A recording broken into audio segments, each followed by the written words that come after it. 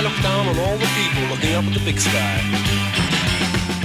Everybody's pushing one another around. Welcome to 2 Month Review, the sort of sub-podcast of the 3% podcast, where we take one book, in this case The Invented Part by Rodrigo Frazan, and read it slowly over a 2-month period, talking about each individual section with various guests, and enjoying it, talking about it, going off topic on it, making jokes, and all those kind of things.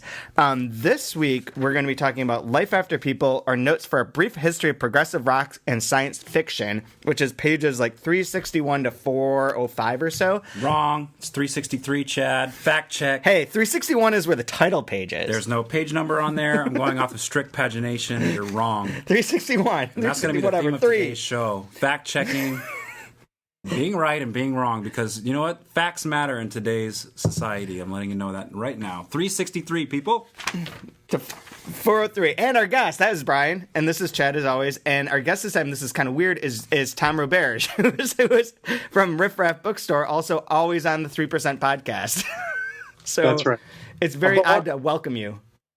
Yes, but I mean, it's very obvious that I am a guest and that this is your guys' thing. Although when I listen, I feel sort of like, not that I'm going to start chiming in because I haven't read the entire book, so I don't want to talk to the podcast. It's a little weird. People talk to TV or whatever, but I do feel like I'm sort of in the room listening to you guys talk. I am so used to the sort of, the rhythm of the conversation sort of thing. Yeah, absolutely. And I think that's cool. That's actually the thing I was going to ask you about first, is that you've been listening to the podcast, but you only read this particular 40 pages from this book. That's correct. When you asked me if I wanted to do this, I think it was in response to me saying that I'm a big Pink Floyd fan. And you said, okay, great, you can do this part. And then I was about to start reading it. And when I heard Jeremy in the second one, talk about he hadn't read any other, like the previous part, or didn't know where the book was going afterwards or anything like that, I was like, oh, fuck it. I'm going to stick to this. And so I've been listening, but as we were talking about before we started actually recording, because we're recording this with a couple that haven't been released through the feed yet, I'm unclear of specifically where the plot was in between. There's like 100 pages of plot, which, okay, Chad, you usually sort of summarize the plot here. Do you want to? Right. Okay. Yeah, I can do that. So, and I'll address your question at the end. So for this particular section, the plot is, this is the first time that we go into a different character who has not been introduced, Tom, ironically, who is at home with his son after his marriage is broken up, and he's a huge Pink Floyd fan and 2001 fan, and he knew the writer in their youth. And in this chapter, all of a sudden his phone rings, and it is the writer who has merged with the God particle at CERN, whatever that stands for. I can't even think of what it possibly stands for in Switzerland, where like the particle accelerator and so on and so forth. And this is the first time that there's been, so when you talk about the plot, there have been various hints along the way that something has happened to the writer and that they've somehow gone away, or something magical has happened that's like specific. They're everywhere but nowhere. The writer is gone off into this other world. And this is the first time that actually like is specifically referenced or told in story form. Now, what happens after this with the later chapters, we'll get to, but for now, this is exactly where everything is. And the parts that you skip that you haven't heard about yet are not, I mean, they don't really advance towards this in any like normal linear lockstep way. I mean, we've mentioned it every time, but all these parts were written simultaneously. So each one is sort of a standalone sort of attempt to address the writer at a different point in time. So you missed one where the writer is like 50 and going to the hospital, and then one that's like a bunch of notes that the writer has made about various books and about, books that he's read and the importance of books, and he sort of gives the framework of everything. And this is the first time that any of this has been introduced in any direct format. So in a way, you've not missed anything, but it just kind of accumulates as you go along. Okay, so I have one question in response to that, because I think it's fairly obvious from this section that, yes, the writer character is sort of elsewhere. I mean, having not known the stuff about the particle accelerator sort of fusion actually having happened, I kind of assumed he was like dead or in the bardo or something like that. Uh-huh. I was more curious about it's very hard to talk without spoiling, I suppose, but No, you can spoil anything. Spoiler alert, whatever. It's referenced that Penelope, who, for clarity's sake, Tom, the narrator here, and Penelope sort of fell in love in their youth, or teenage years or whatever, and he refers to her as her first love and all of that sort of stuff. It's referenced that in adulthood she went crazy and maybe killed her children. Yeah, pretty much. That is she's referred to as being the Mad Woman's sister in an early part of this book, in the second part. And then there's various allusions to what happens with her son. And Rodrigo, I don't remember how far the story gets in this book with that, but there's more coming, he said, in the future, in the next volume, in the third volume, that more explains that story. But yeah, that is an important detail here, is that the thing that the writer leaves Tom with is this memory of everything that happened with Penelope and her son. And that's sort of like this horrifying, like, sad, emotional bit, which then leads to, like, also spoil this, to, like, that last moment where Tom's, like, hugging his son and is very aware of that. So yeah, so that story has not been fully told yet. Got it. Wait, I had a question about this, and now I'm forgetting it. Okay, I did have a question. So when you guys talked about the the Greek chorus sort of element to some of the previous sections. Mm-hmm. And now in this scenario, it is very clearly the voice of the writer from beyond.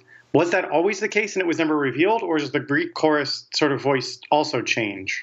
No, it was always this, but it was not quite revealed. Like, I mean, you knew it was, and you could tell that it was because it had certain self-referential elements. That was on the episode with Tom Flynn. There's one other time that this has occurred, and it was sort of clear because it references like, and the writer will come back from beyond talking in like American typewriter font, as it's in the American typewriter font. But it did serve. It wasn't so much that it was like a chorus or a separate voice, but it sort of served as one in that instance, because there was more. It was less of like, and here we have one long block of text where it's the writer telling things. And that one, all that was like interspersed. So, like, there was a narrative, and then it would jump in and like sort of explain something or add something to the story. So it worked differently, but it was the same voice. Got it. Okay.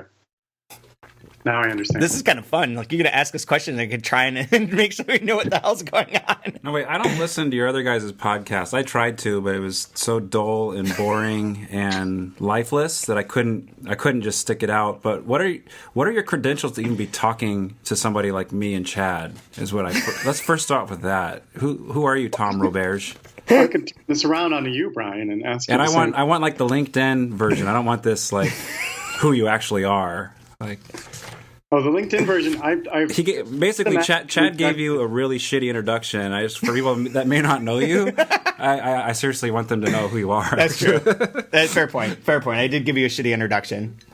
Well, you didn't give me room to speak the way that Rachel got room. Also, I don't have a bio online, and I'm no longer on Facebook. I rejected LinkedIn all those years ago.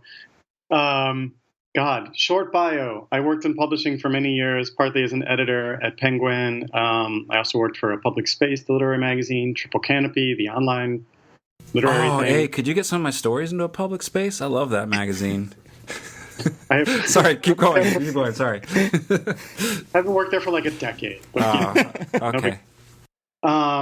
And then after that, I was at New Directions doing publicity and marketing, which is when Chad and I started the podcast. And then I sort of transitioned out of doing direct marketing and publicity to do sort of bookstore outreach. And then I left to go back into bookselling directly when I was working at Albertine, the French language bookstore in New York.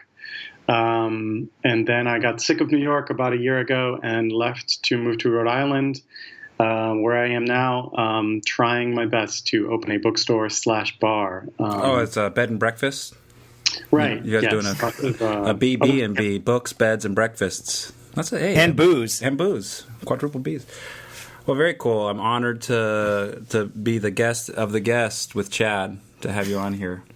Right. And I suppose I should say that my taste skews not quite as esoteric and experimental as Chad's, but we have a lot of overlapping sort of taste in, Javier Marias and Pynchon and that sort of thing. So it's we're very, like, we talk about these things rather fluidly. Like, we think everyone else understands them, but it's not always the case. Which I was going to say, like, I think that this is a book that you would really like because it is so Pynchon and David Foster Wallace-esque. There also, I forgot to mention this last week, maybe I did.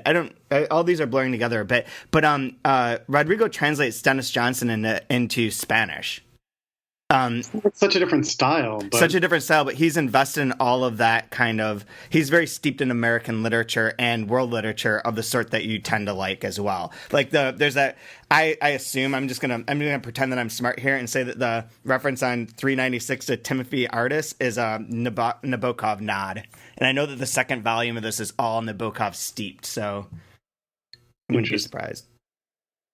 Okay. Wait, what? I was going to say something about this. I really, really, really liked the section I read. I will say I don't really get a Pynchon vibe. I'm not even sure I get a David Foster Wallace vibe. I get it feels Spanish in a weird way. Which is not to say that it's like an insult. I'm just saying, like, I think of other Spanish writers before I think of those other American writers for whatever reason. Maybe it's just a way that when you write in Spanish, when you try to do things like this, it just isn't the same as when, David Foster Wallace or Pynchon or anybody else who writes in that sort of, stream of consciousness sort of thing manages to put forth, at least like the postmodern version of it. I would say it feels like progressive rock, doesn't it? In a way. No, when I was thinking about it, like this whole thing with Pink Floyd and like being weird music, but still being accessible if you want it to be, or it can be mind altering if you want it to be, and it almost feels like less postmodern and more just kind of progressive, wanting to be progressive. I was going to say before you answer that every section is completely different. In the way that Infinite Jest builds through different voices and different techniques on every chapter is very similar to that. No, it's very similar to the way Pink Floyd has a bluesy track and has a country track and but it all works. It's all theirs. Next week is a Chekhov track. So I'm going to bring this back to Pink Floyd through the progressive rock moment. So you're a Pink Floyd fan. I am. Yeah. I mean, in full disclosure here, because it doesn't really matter. I'm not trying to get a job with the government anytime soon. At about 15 years old, I had already gone back in time and I think because of bands like contemporary punk and whatever sort of alt rock, this is like mid 90s. Like Blink-182, like the really good stuff. Yeah. That's funny. Emma tries to make fun of me by saying that I'm a Blink-182 fan. I'm kidding. Oh, I hate Blink-182. No, but Jane's Addiction, let's say. I discovered Jane's Addiction and then went back in time and The Smiths and Jesus and Mary Chain and all these other bands, and then somehow got back far enough to Pink Floyd, and then coincidentally started doing acid and smoking a lot of pot at 15 years old. And so doing those two things at the same time, discovering this music. So my memories of Pink Floyd and especially The Wall and Dark Side of the Moon are definitely tied into a lot of drug use. And fairly hazy then. So I look back on it fondly. I don't regret any of those times. I mean, I do consider, those kind of drugs mind opening or whatever you want to call it. Sure. And the music sort of feeds into that. And, I think a band like Pink Floyd, look, in its, if you want to step back and be a cultural critic, how much are they really saying about the nature of life? I mean, it's nothing compared to your average, very serious piece of literature. But when you combine the artistry of the music and the sort of shallow level philosophical sort of commentary that they're making, it's not worth nothing. I mean, I do think it's valuable to, especially to young people, to sort of get them to think more broadly about, existence and interrelations and all those sorts of things. Yeah. So that's why I still look back fondly on, what Pink Floyd represented to me, and I still listen to it. I'm sorry, I still love. Why are you apologizing? I was just playing it. I've been playing it all week since I've been reading this chapter. I think people think of it as cheesy. Looking back, I think people think of it as cheesy, progressive rock, sort of Basics 101. That people make the assertion that other bands were more complex and more sophisticated and all that sorts of thing. And, Rush. Rush or like even King Crimson. King Crimson. I was gonna say, so They're- fucking King they're Crimson's playing here at our jazz festival. yeah. Because when I think of jazz, I think of like Robert Fripp, or whatever, or whoever the guitarist for King Crimson is. Very That's jazzy. weird.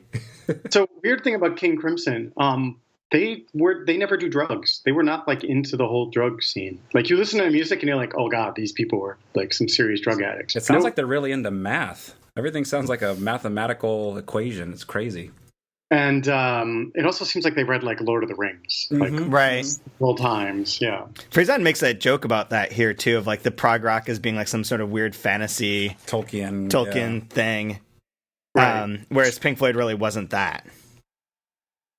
No, they weren't. They were. I mean, they came out of what Pink Floyd version 1, and like slowly became version 2 when Sid vanished. And it didn't. They didn't just come fully formed this way. This is just sort of where their careers took them, right? Like it's sort of admirable that instead of like redoing the same album over and over, they were like, no, let's do something harder every single time. And I like that. Do you think, I'm just wondering, maybe I'm making a bad correlation here, but do you think with the way people view, like you were kind of saying, cheesy to, like Dark Side of the Moon and certain veins of progressive rock, do you think it's similar to the way people view fans of postmodern fiction or progressive fiction that is playful? Like, there's all those essays of like, if you like David Foster Wallace, you're one of those motherfuckers. Yeah, which I think is a little unfair. Like David Foster Wallace is actually difficult, Yeah. Like George Saunders, I don't think is difficult, but definitely falls in the same, broad literary category, right? Like I would never say that about somebody who, professes their love for David Foster Wallace, unless they become like the lit bro sort of thing, which is definitely as well. Lit bro. But in terms of Chad, we always talk about this. It's like the Murakami fanboys. It's like, like. He likes baseball. Oh, God. He's like so baseline, like international literature, right? Yeah. Like the easy entryway. That's what I feel. But in reality, he's a very good writer. I just am not particularly intrigued by anything he does. I think Tool's a very good band, but if you like Tool, you're one of those Tools or like Tool people. You know what I mean? Like. There are other bands that do the similar thing, but much better. Sure. Right. It's weird because thinking back on it, like my Pink Floyd experience is pretty much similar to yours, drug related. But although I think one of the first things I heard was Dark Side of the Moon, and then immediately thereafter saw The Wall and the movie The Wall, and then listened to the album The Wall. And I feel like that's not nearly as good as the earlier stuff before that, even post Sid. But like I think that's where it sort of stopped becoming interesting to me. And if it all stopped right there, like looking back on it, if my memory is everyone in college getting high and watching The Wall and having some experience, that's not as interesting as like the thing that he's doing and relating to here in this chapter with Pink Floyd, of the Pink Floyd of Wish You Were Here and the Pink Floyd of that era, and the way that sort of is more tied into like the Stanley Kubrick 2001 sort of vision and that kind of more grand opening of the mind and of what you can do with music. I mean, I totally agree that like The Wall is not... even musically, it's not quite as sophisticated, but I still have a soft spot for The Wall because it is so like very anti-capitalist and anti-war and gargantuan. Like it is. It's a serious undertaking, and I appreciate that. You don't really get concept albums anymore, It's a real shame. That's oh shoot, I can't make my joke. I'm gonna have to come back to that joke some other podcast. I'll remember because I can't remember the name of the band right now, and it's not funny because I can't remember the name of the band. But yeah, I know what you mean, and I do appreciate that. I just think that like maybe culturally, like if anyone, we have interns in here who are young, they're in their early 20s, if that, and if they are familiar with Pink Floyd, it's probably through The Wall and through some dorm room, someone that they know that lives in a dorm listening to The Wall and Pink Floyd. They are nodding. So yeah, and I think that there's like all these early ones. Like I was listening to Adam Mother. Shoot, what is the name of it? Adam Warlock? You just watched Guardians of the Galaxy. You're thinking... I did. No, the Adam Mother album this morning, and that's really cool. And I haven't listened to Adam Heart Mother. I hadn't listened to that in probably like 15 years, right? And I think that still stands up and is very interesting and is not tied to like the way that you could sort of like sort of stereotype people who listen to Pink Floyd. So like when you say like you sort of apologize for still listening to it, I think part of that to me is that if I were still listening to The Wall, I'd probably be like, oh yeah, I'm sorry, I know that this is, something that people listen in dorm rooms, but I think that all the stuff that he's referencing is actually really solid. Yes. No, Yeah. I agree. And I mean, look, they're a band with, I don't know how many albums, 17 or something like that. And they're going to have good ones and they're going to have bad ones. And that's fine, I had a very innocent kind of exposure to Pink Floyd. I was at the mall, and I was at Hot Topic, and I kept seeing the poster of the prism with the rainbow coming out of it. And I see it everywhere, and like all these like stoners are wearing it on their shirts and stuff. And I was like, what the heck is this? I was probably like 12 or something. And so I asked my dad about it. And he was like, "Oh, that's Pink Floyd, or that's Pink Floyd's Dark Side of the Moon." He's like, "Here, hold on." He pulled out the record and played it for me, and it was like, "This might be one of the most amazing records ever. Holy cow! I can't believe I discovered this. Like I was the first one to ever listen to it or something." And I feel like Dark Side of the Moon is like one of these albums that kids are going to keep rediscovering over and over and over and over again.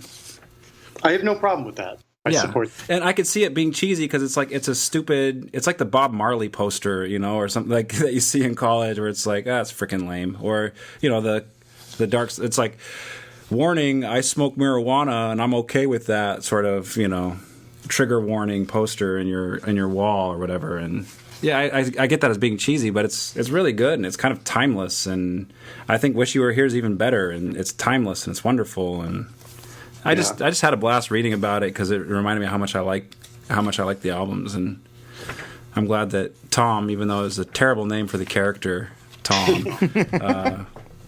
I'm glad that he liked it as well. I like the joke about Tom from Radiohead with the TH and the H that doesn't mean anything. That's fantastic. I don't like Radiohead at all. So Cerebral palsy dancing, or however he. I was very offended by that. I laughed, but I was offended inside. Epileptic dance. Yeah, no, that part is pretty awesome too. Are you a big 2001 fan too, Tom?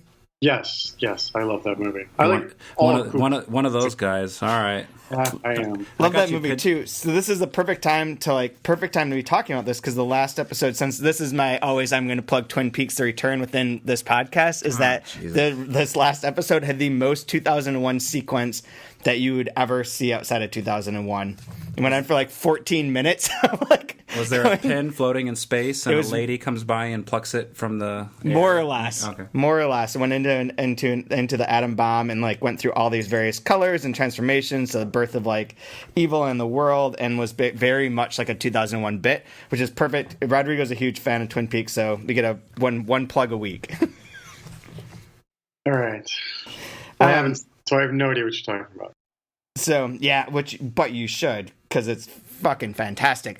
So, I don't know, did you notice that there's an error? So I've been told that this is not an error intentionally, but that in this section, and when it's talking about Wish You Were Here, it references that Wish You Were Here starts right at the end of Welcome to the Machine, which it doesn't. On the album, it starts right after Have a Cigar. And Rodrigo said that if you, he thought that you might point that out, is that it doesn't, that's wrong, and the book's wrong, but apparently this is explained in the third volume of this trilogy. So I'm just going to leave that here. I don't know what to make of it. I don't know anything more than that. The email is just that's all he said, was for anyone who's a super fan, they're going to point out that this is wrong. It's not a mistake. It's intentional. Huh. Interesting. I hadn't noticed. I'm one of those people who I have to listen. I listen to all Pink Floyd just on shuffle because I growing up listened to them in sequence so many times, on CD, that I need to change it up a little bit. I see. I like that, and that's kind of weird though too, because of the concept album idea. Yes, I mean, for The Wall, it definitely helps to listen in order because they do blend together so much, and even a CD track, they must have had a hell of a time trying to figure out where to break it up. Yeah, because it's okay, now there's this thing that isn't song. It's just conversation. Do you put it at the end of this one or the beginning of the next one, and that sort of thing. And it's like skits on rap albums, right, where they're just doing whatever they do. It's like the 18-hour movie that David Lynch handed in that they're cutting into episodes for Twin Peaks. That's just to bring that back one more time. Sorry, two, that one man, really you're did over. work though. I did go past my That's limit. cutting into next week now. I screwed up. You're in a debt now. I'm down to zero. Yeah. Your deficit here. Some of the weird things. So, have you guys seen Life After People? No, I was like, aware of it, and I definitely, it was something that of course appealed to me as a reader of like, a lot of Philip K. Dick and sci-fi along those lines, where there's often just like the one guy trying to make sense of things. But then I watched like one episode and the production was so like glossy and like Sci-Fi Channel. And the narration was so bombastic that I couldn't watch it. Oh, really? I haven't seen it. I knew of it, but I thought it was just like a documentary of like taking one different. It was on the History Channel, like one different way of like what would this thing look like 50 years from now, 100 years from now, X number of years from now, so on and so forth.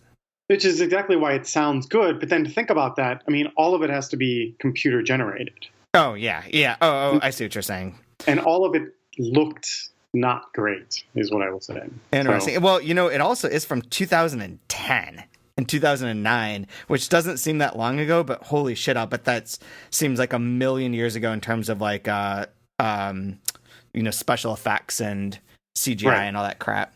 Right. It's like when you watch those dinosaur shows and it's like, oh, jeez, lame. Exactly. That's what it felt like. That's a lot. Not another slow-mo shot of a dinosaur looking up longingly as a asteroid is going to come kill them. They all like put their heads up like gophers and, see the asteroid coming to kill them. I believe that's actually that movie Dinosaurs that you're talking about. Oh, Land Before Time? Land Before Time, oh, yeah. Okay. Yeah. Of course. I do like okay, so this is one going back for anyone who's been reading along or listening along, is that there's the reference in the Penelope section that Tom Flynn was on where it referenced her finding all the diamonds and that she was out in the sand in the desert area and there's all these diamonds. And she's like, well, that's happened before in this place. And I liked how that actually came back here and explained that in Kolmanskop that there were all these diamonds there. And I was like, well, this is probably bullshit. And I looked it up and that's absolutely true. There were all these, they did just find diamonds on the ground, essentially, in this one particular area. So they mined them all and then like abandoned that area. And that was like one of the things that's used in Life After People. And I think that's pretty cool to like to bring back like something that was referenced way earlier in the book and explain sort of that plot point, or to like ground it a little bit. And at the same time that this is really a thing that happened in the world. Yeah, I felt like this particular section, and I could be wrong about it, but this one felt like almost everything that was in here was something that happened in the world. And it didn't feel like there was a lot of fiction. It was just his creative way of presenting actual things. Is that not how the rest of the... I can see that with the exception being the creation or the character Tom, and like the one part where like all the parts about him, Tom, and Penelope and the writer as kids and their like love of science fiction, that rings very close to The Bottom of the Sky, the next Faison book that's coming out. It's not exactly the same, but it does like hint towards that, which is pretty interesting too. Because he does have that thing of like a lot of characters, a lot of scenes, a lot of like sequences or ideas. Those come up in his other books. So they are not linked, not like Terry Pratchett's Discworld or anything like that, but something, where they are talking to each other. Also, I've never read Terry Pratchett. I have no idea if that's a true thing. I'm just making that up. Dude, there's an army that'll kill you if you don't like Terry Pratchett, by the way. It's not like George R.R. Martin. No one likes him. They wear safari hats. They breathe heavily from their mouth. Right. And they will come kill you after they're done playing D&D. This was, to contrast this with last week's episode, which you haven't heard yet, Tom, but last week was a lot of these frame puzzle pieces was the sort of analogy that they came up with. And this is one where it is a lot of like the truth or the things that happened and then bringing them into this setting that's already been created by the previous like 4 parts of the book. And last week was kind of the opposite. Okay. Interesting. Because, we also got the story in here about like Sid showing up at Abbey Road during the... Yeah. Like a lot of this is just... There's a documentary on YouTube about Sid and Pink Floyd specifically, instead of like the bigger, broader documentary, which... oh God, I watched that one too. I think it's called Which One's Pink? which okay. is from Have a Cigar, right? Yeah. Where that record producer in the middle of Have a Cigar, there's like he's relating a conversation they have with a record promoter or whatever, and the guy says, "By the way, which one's pink?" Anyway, so there's this other documentary in which this whole story is sort of laid out and explains that, when Sid came back and all this sort of stuff. So for like real Pink Floyd fans, like a lot of what's in this chapter is already known, but I can see the desire he would have to sort of relate it in this sort of way, because it makes Tom's sort of relationship to it interesting and Tom's relation to the writer more interesting. There's like a weird world building that happens even within this one part that's interesting. And there's like the way that we relate to each other through art. Like I remember the friends of mine that were Pink Floyd fans. Like even when we first started talking about this and I was trying to remember back to like when I first heard Pink Floyd, it is 3 specific people. And it is them that they were friends with, and we listened to Pink Floyd together. And like in this, they use that 2001 even more so than Pink Floyd, I suppose, of like that they kept going and seeing that movie, and like and that was their kind of like touchstone. That there is that kind of way that people interact with each other. Yeah, and then there's like all the stuff with like there's so much stuff in the past few sections about the relationship between fathers and sons or parents and children, and that all comes home here in like a few slight moments, which is pretty typical of the book in a lot of ways, in which like the meaty emotional core isn't dwelt upon the way it is in like a normal, conventional, straightforward book that whomever that like a regular, whatever you want to say, regular normal book that comes out, where most of it is like, here's an emotional content after emotional content, and let's explain and explore this emotional content. And this has a lot of the like when they're divorced and like the son goes away and he comes back every other weekend and occasionally leaves the little cards under the pillow. Those are like 4 sentences. Like you could boil down the emotional relationship between Tom and his son and the sadness that sort of ends this chapter into like a paragraph. And the rest of it is everything that kind of comes around that, or like that leads to that creation, or that being emotional, rather than like a normal quote unquote, air quotes, whatever, book that is more of just the emotional part and none of the like how this comes to be emotional part. Did you take cocaine today? You're like talking super fast, dude. Probably just a little bit. All right. I want to respond to what you just said by saying that I think the ways it's dawning on me now why you think this might be like David Foster Wallace is that Wallace is good at getting the, point A to point Z sort of mishmash path that we all have when we encounter something in the world that is based on a previous experience sort of thing, and all the crazy thoughts that go through your head. And so what we get here is Tom trying to just have an educational sort of, bonding moment with his son.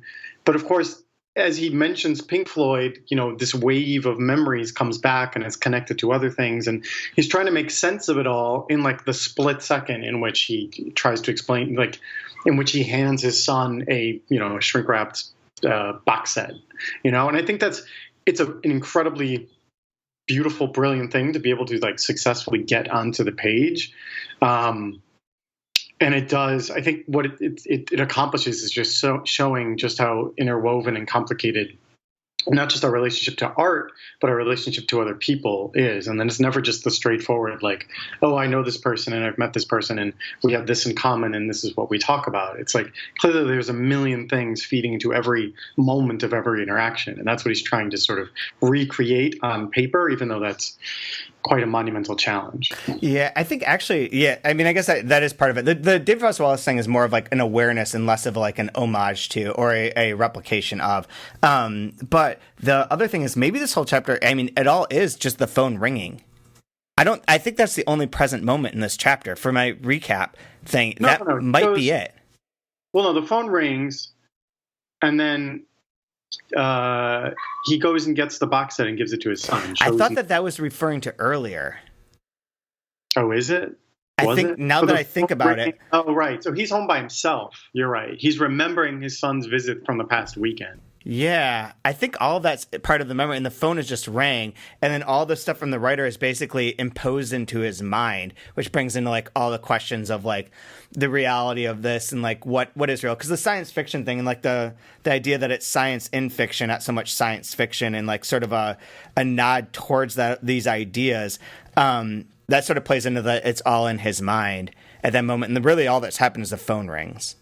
Right, and then he gets that monologue or whatever you want to call it Right. from the writer.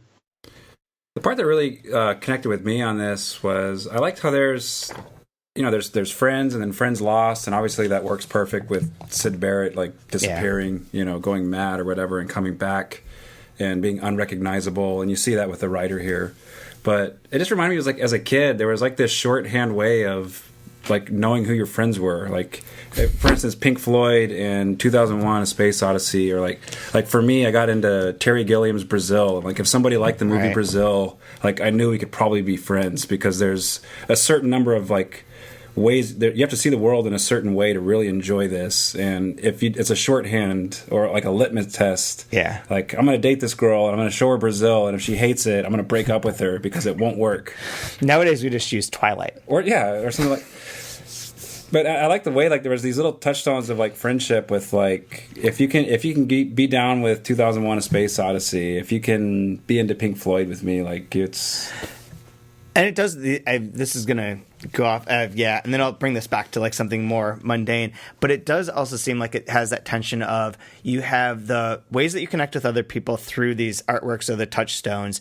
There's the idea of Syd going away and losing his mind, and the band continuing, and you have like, and that sort of like that almost has that kind of like friendship loss, splitting up thing that's going to happen. In 2001, a lot of is the like advanced in the civilization to the point where it has to be reborn, because it goes out into like that never land through Dave's final like mystical weird journey, right?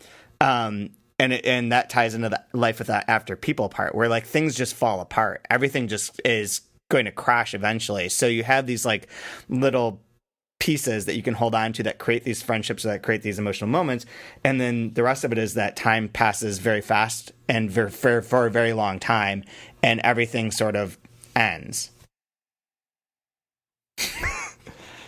Yeah, I was waiting for you to quote "Bring It Back." Okay, so bring it back is when Tom Flynn was on here, we talked about Murder, She Wrote and remaking Murder, She Wrote.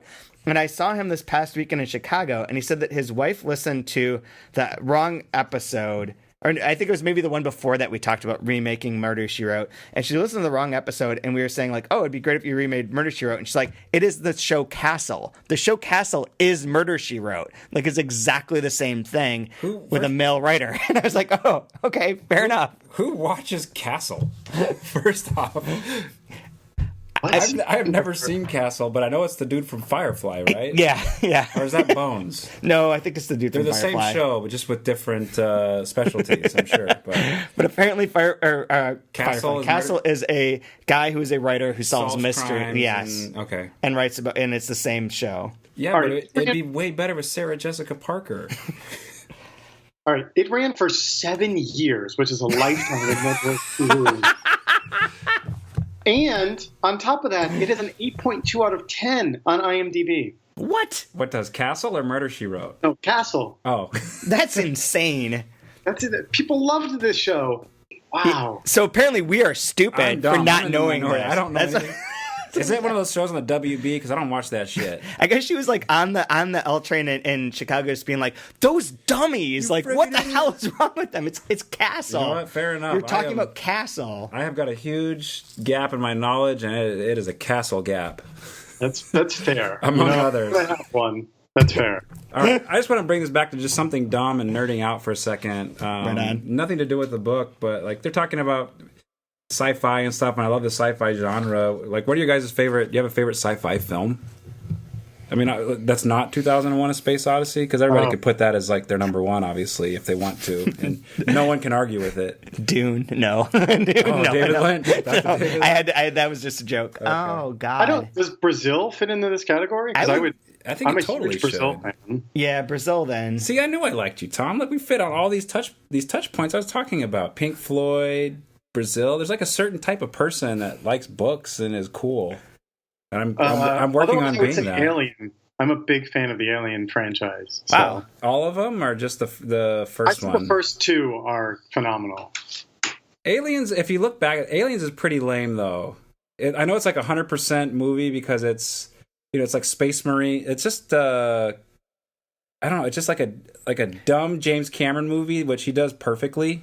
He's very good at that. But they just like kind of slapped aliens on like wallpaper on the front of it. You mean the second one? Yeah, the Aliens. Yeah. Right. Yeah, Aliens. I mean, Aliens. I prefer Alien, the original, to That one's like a thriller, intense, right? And the other one's an action I have film. no idea what's going on. Yeah. So it's great.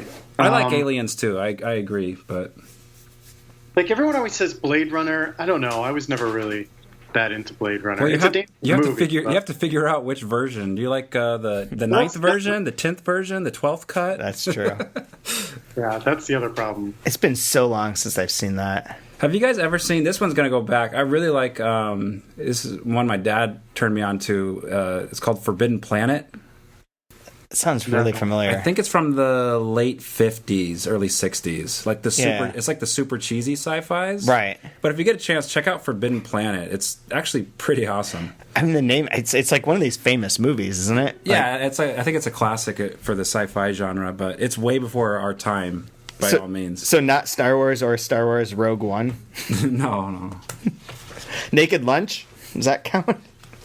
Oh man, I love Peter Weller. I will watch anything with Peter Weller in it. So absolutely, RoboCop. He was in a movie called Screamers, or I think it was a Philip K. Dick short story. Maybe not. That one I don't know. I'm gonna get yelled at again by an L Train person for that, but Yeah. whatever. Tom's wife, if you're listening, please send your screeds. just keep them coming. I'm sure she only listened to the one Tom was on. Right? Yeah, but it was the wrong. Whatever it was not his one. She downloaded the wrong one and listened to that, and then got mad at us for being stupid. So There you go. yeah, that's. Well, that's I never what it claimed is. to be smart, so I'm okay with being stupid. That works for me. Are you talking about? Wait, no, that's Scanner Darkly. He wasn't in that. Oh, Keanu Reeves was a fabulous voice actor. I in actually that. never saw that movie because I heard that it was so bad. It's weird. No, it's really good. Is it? It's like this weird animation. Yeah. Like, Yeah, is it it's got good rotoscope? animation, but wow, it's so like emotional. Yeah. I don't know. I really liked it. Okay. I for some reason I had the impression that everyone disliked that version, so I just never watched it.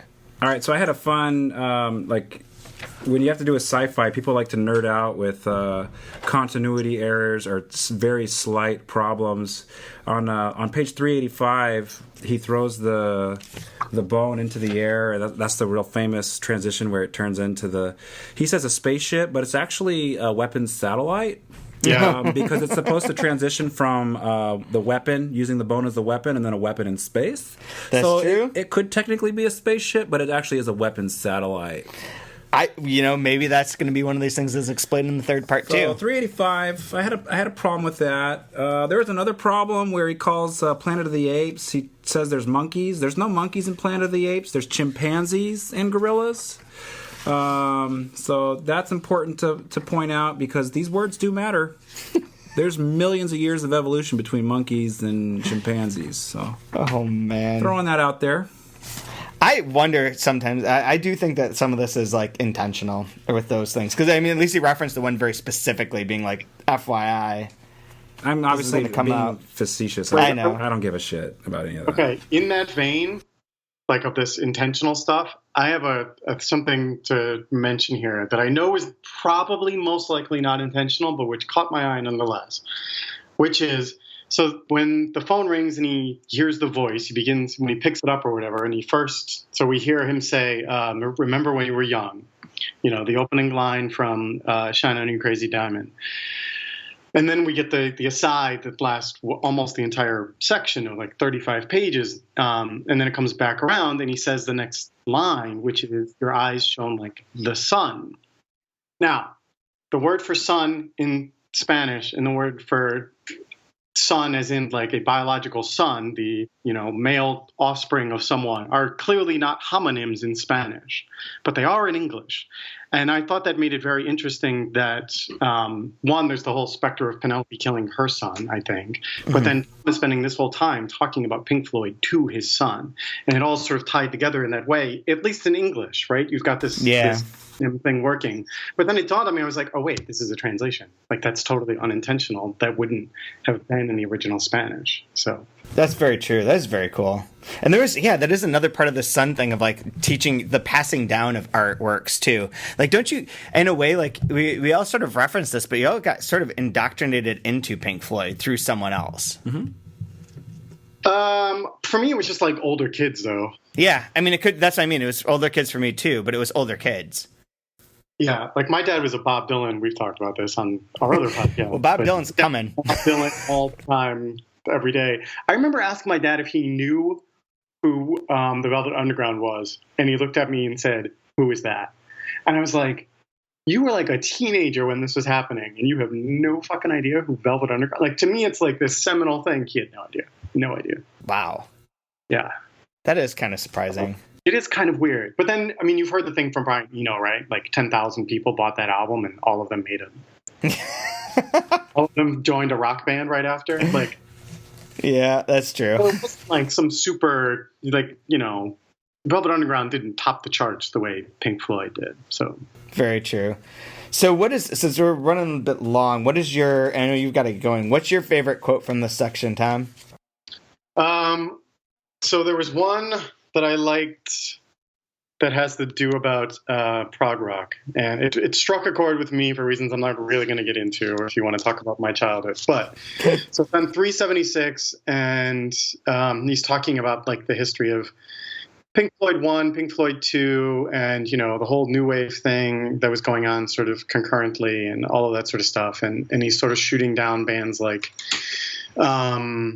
Rush and other things like that. And says, for Tom, true progressive rock was what had transcended all of that, and what was now, was progressing, moving in a new direction and readying itself to no longer be the rebel music of clever teenagers leaving home in search of new and more powerful emotions, but the music for kids who had an excess of new and powerful emotions at home already. Which I think is very true, or at least in my case. That was, we all have that underlined. Really? Yeah, I do as well. I can see, because Brian's next to me. I can see his book and my book. We have the same thing. The one note I liked about that in particular, and I just thought it'd be kind of fun to circle it back around to David Foster Wallace, is I remember when he wrote, I heard something he was talking about writing Broom of the System. And he said he felt like Broom of the System was like a book that was written by a very clever teenager. And I like that this talked about progressive rock being for kind of like, smart, clever teenagers and like angsty and pushing out. I don't know, it just kind of tied it all together for me. I thought it was a great quote. I'm glad you picked that one. Do you have a different one that you want to go with, Brian? No, I'll stick with that one. Okay, I think it works. Then I'll end on the side note. Oh, damn it. There were two that I had. Oh, now I can't choose between the two. I'm just going to go with both if I can find the second one. How about I like the part where he says, when the son says, "Dad, what does biblical mean?" And he says it has something to do with bad news. When, like the New Testament, the gospel is actually translated good news. So I thought it was kind of interesting. That's funny. That is funny. There's one that I can't find it anymore because I don't know why it's not marked in here. But there's a one bit that I liked where it says something like, "There's nothing as sad as a disillusioned author, Major Tom," which I really like just because that's pretty funny. Yeah. But the one that I really like is the last line because it is so sad. Sitting on the edge of the little bed, he holds his son to keep from falling. Oh, that's good. Which is all good times. Well, Tom, thank you so much for being on. We called out to 7 or 8 Toms, and you were the first to get back to us, and so we're very happy. Tom Berenger said no. He says, "I don't work anymore," which I don't think he's not even direct to DVD anymore, I don't think. Probably true. Tom Selleck was too busy hunting elephants or shooting something endangered with the NRA. Tom Hayden Church was working with Sarah Jessica Parker on HBO. Making new Murder, She Wrote. I don't know any other Toms besides those 3. The first one I think of is Tom Glavine. That's Glavine. Horrible. But I'm definitely like F-list Toms in the wrong. It's fine. I think I can get. Oh man. So I guess we should do like the normal thing of like, if you're listening to this now, go rate us on iTunes, rate everything. I say this now, which I didn't say earlier, is that right now the 2-month review podcasts are under the 3% podcast feed. There will be a duplicate of that. That's its own feed starting in a day or two, depending on how long it takes iTunes to like whatever, make it okay, approve it. So you can follow that. You can also always follow us at Chad W Post on Twitter. It's just, wait, what is yours, Tom? It's not Tom Roberge. New Directions Quitter. No, it's the Tom Roberge, which comes from, in case anyone ever wondered why I do that, it's from Ohio State, which goes to the Ohio State University. Are you from Ohio State? I went to Ohio State. Oh, God. I take back all the touch points. You suck now. Oh, the Ohio State. I thought that was probably why, but I don't. Yeah, but we That's also good. live in a world in which no one else watches sports. So That's good, though. I like that. The Tom Roberge. Yeah. And I'm at dogfancy44. So hit me up. follow that one, and you can always. There is a GoodReads group which you can find on all the posts for this, and there are people that are talking in there about all the things that they like, questions they had. They have a question that I didn't get to, we'll get to next week, which is basically like, because there are 60 pages out of this book, where were they added? And the answer is basically everywhere. Like there were sentences throughout. It was not like one continuous section. There's just like in this different lists and different rants, he added in a few sentences, a few paragraphs. So we'll talk about it more in a future section. But for now, that's probably good. Cool. Thanks, Tom. Go have fun in Boston. I will. As much as I can. As Thank much you. as one can.